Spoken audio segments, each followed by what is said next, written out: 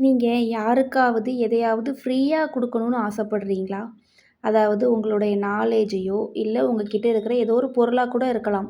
யாருக்கோ ஏதோ ஃப்ரீயா குடுக்கணுமோ, இல்ல யாருக்கோ ஏதோ ஃப்ரீயா கத்துக் குடுக்கணும் அப்படின்னு நீங்க யோசிக்கிறீங்க அப்படின்னா, தயவு செஞ்சு அந்த ஒரு எண்ணத்த இந்த வீடியோ பார்க்குற இந்த டைம்லயாவது ஸ்டாப் பண்ணிருங்க.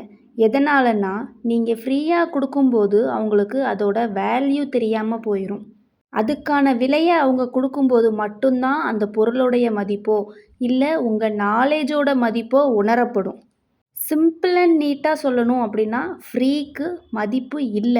அதையும் மீறி நீங்க ஃப்ரீயா கொடுத்தீங்க அப்படின்னா, அந்த இடத்துல நீங்க தான் தலை குனிஞ்சு நிக்க வேண்டிய ஒரு சிச்சுவேஷன் வந்துரும்.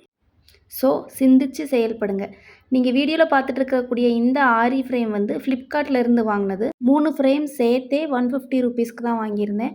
ஃப்ரேமோட குவாலிட்டி ரொம்பவே சூப்பரா இருந்துச்சு. நான் வாங்கியிருந்தது வந்து 14 இன்ச் ஃப்ரேமு.